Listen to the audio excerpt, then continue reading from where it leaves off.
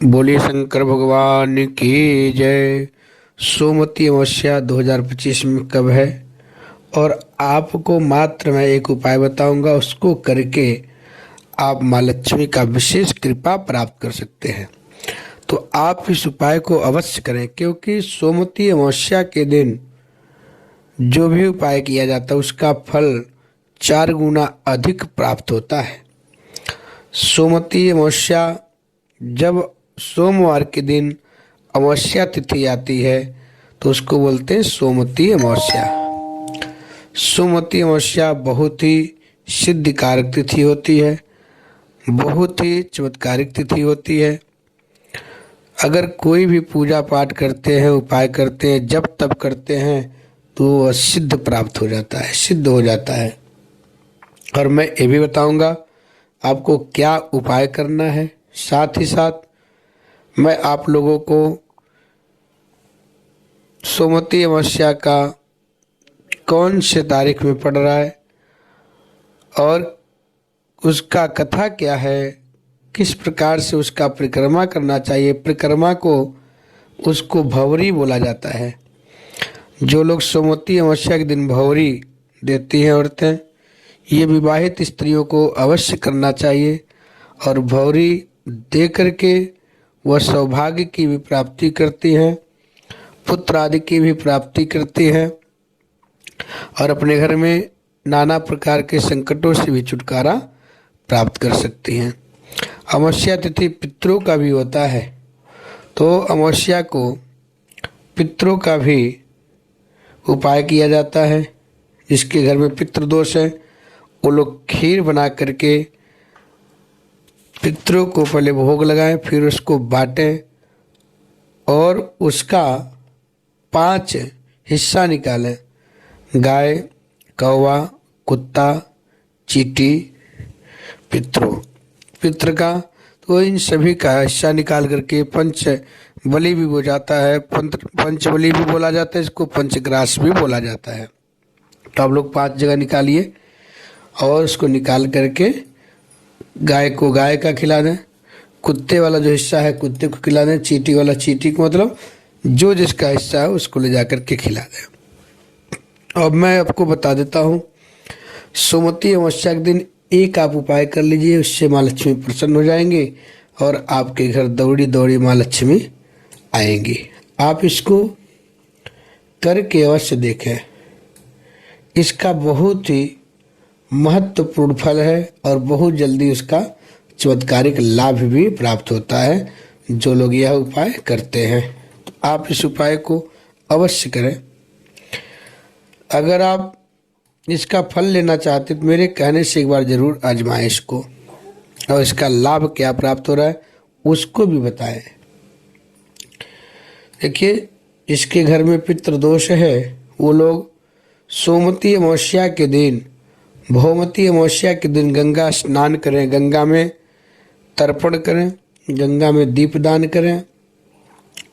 गंगा में स्नान करने के बाद दीपदान करें। दीपदान करने के बाद आप साधु संतों को भी भोजन कराएं। साधु संतों को जैसे भोजन कराएंगे तो उससे आपके पितरों को मोक्ष की प्राप्ति होगी, आपके पितरों को सद्गति प्राप्त होगा, आपके पितरों को उत्तम लोक की प्राप्ति होगा। जब आपके पितृ को मोक्ष मिलेगा, उत्तम गति को प्राप्त होगा, तो प्रसन्न होकर के आपके ऊपर अपना आशीर्वाद बनाएंगे। फिर आप फलेंगे फूलेंगे, आपके घर में संतान की भी वृद्धि होगी, नाना प्रकार की वृद्धि आपके घर में, और हर एक सफलता भी प्राप्त होगा।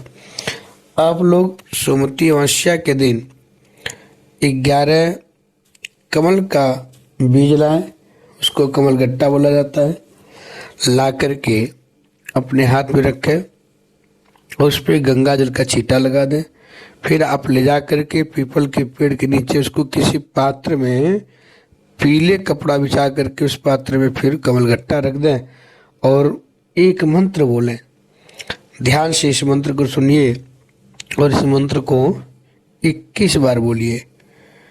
ओम श्रीम श्रीयाय नमः, ओम श्रीम श्रीयाय नमः। इस मंत्र को बोल करके आप लोग उसको सिद्ध करिए और फिर कुछ देर तक पीपल के पेड़ पे कमलगट्टा के बीज को चढ़ा दें, फिर ला करके अपनी तिजोरी में रख लीजिए। देखिए आप धन धान से कितनी वृद्धि हो जाएगा और कितना ज़्यादा आपके ऊपर माँ लक्ष्मी प्रसन्न हो जाएंगी। सोमवती अमावस्या 30 दिसंबर दिन सोमवार को है। साल का आखिरी अमावस्या है। सोमवती अमावस्या भी है और अमावस्या भी साल का आखिरी है ये। तो आप लोग इस उपाय को अवश्य करें। इस उपाय को करने से आपका आने वाला साल भी बहुत ही शुभ हो जाएगा और आपके अनुकूल भी फल की प्राप्ति होगी। क्योंकि जब कोई समय आता है तो उसके पहले से ही उसका पूरा तैयारी किया जाता है, उपाय किया जाता है, तब आपको उसका फल प्राप्त होता है, उसका परिणाम आपको प्राप्त होता है। तो आप लोग इस उपाय को करें। अब मैं आप लोगों को सोमवती व्रत का कथा सुना देता हूं और आप लोग साथ ही साथ मेरे चैनल को सब्सक्राइब करें, वीडियो को लाइक शेयर करते रहें।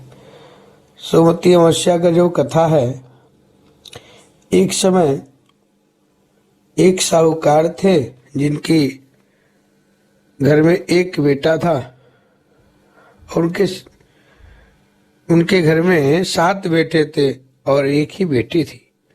उनके सभी बेटियों का विवाह हो गया था, पुत्र का विवाह हो चुका था, जबकि बेटी अविवाहित थी, बेटी का शादी नहीं हुआ था। इस बात से साहूकार, उसकी पत्नी बेहद परेशान थे। साहूकार एक साधु का भक्त था जो अक्सर भिक्षा लेने और उन्हें आशीर्वाद देने के लिए उनके घर आता था। साहूकार की पत्नी ने देखा कि साधु ने उनके सभी बहुओं को समृद्ध जीवन का आशीर्वाद दिया, लेकिन उन्होंने कभी उनकी बेटी को आशीर्वाद नहीं दिया। इसके बारे में जब उन्होंने साधु से पूछा, जब साहूकार की पत्नी साधु से पूछा तो वे बिना कुछ कहे वहां से चले गए। इससे साहूकार की पत्नी को शक और बढ़ गया। उसके मन में बहुत ज्यादा चिंताएं हो गई। जो कुछ भी हो रहा था उससे चिंतित होकर उन्होंने अपने परिवार के एक पंडित जी से सलाह ली और अनुरोध किया कि वह उनकी बेटी की कुंडली पढ़े। जब पंडित जी ने कुंडली पढ़ी तो उसने बताया कि अगर उसकी बेटी का विवाह हुआ तो उसे अपना शेष जीवन विधवा के रूप में बिताना पड़ेगा। हालांकि पंडित जी ने कहा कि अगर उसकी बेटी द्वीप पर रहने वाले एक विशेष धोबिन से सिंदूर ले और उसके बाद सोमवती अमावस्या का व्रत रखे तो उसका भाग्य बदल सकता है और सौभाग्य की भी प्राप्ति होगी। साहूकार की बेटी अपने एक भाई के साथ समुद्र की तट पर चली गई और समुद्र की ओर चल पड़ी। समुद्र पार करने के तरीकों की तलाश करने लगी, कैसे समुद्र पार किया जाए। उसी दौरान उसने देखा कि वहां एक गिद्ध का घोंसला था जहां पर कुछ गिद्ध रहते थे और एक सांप पेड़ पर चढ़ गया और मादा गिद्ध द्वारा दिए गए सभी अंडों को खा गया, जबकि अन्य गिद्ध भोजन की तलाश में थे। सांप के इस नियमित व्यवहार से गिद्ध का परिवार तबाह हो गया था। इसके बाद लड़की ने खतरे को देखा और सांप को मार डाला और गिद्धों को उसे परेशानी से मुक्त कर दिया। इससे गिद्ध बहुत खुश हुए और समुद्र पार करने और द्वीप पर पहुंचने में उनकी सहायता की। जब साहूकार की बेटी आई तो उसने छिप करके धोबिन की सेवा की, जिससे बहुत प्रसन्न हुई। एक बार जब धोबिन को उसके अच्छे काम के बारे में पता चला तो उसने उसे आशीर्वाद दिया था।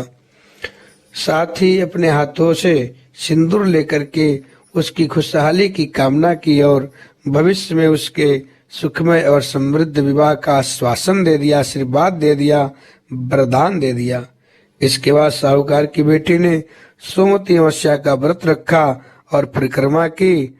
उससे उसका सुहाग अटल हो गया और सुखी जीवन दीर्घ काल तक सुख करके मरने के बाद भी मोक्ष को प्राप्त कर ली। सोमवती अमावस्या के दिन सुहागिन औरतें श्रृंगार के सभी चीजों से एक एक करके सोमवती अमावस्या के दिन परिक्रमा करती है। 108 बार पीपल के पेड़ का परिक्रमा करना चाहिए और आपको प्रयास करना चाहिए, जैसे हर चीज का परिक्रमा करना चाहिए। जैसे मान लीजिए काजू हो गया, बादाम हो गया, किशमिश हो गया, छुआड़ा हो गया, गोला हो गया, सिंदूर हो गया, बिंदी हो गया, चूड़ी हो गया, हर प्रकार का अलग अलग आपको परिक्रमा करना चाहिए। परिक्रमा को भौरी भी बोला जाता है। तो आप लोग इस प्रकार से परिक्रमा करें और भौरी ने उसका लाभ प्राप्त करें। बोलिए शंकर भगवान की जय।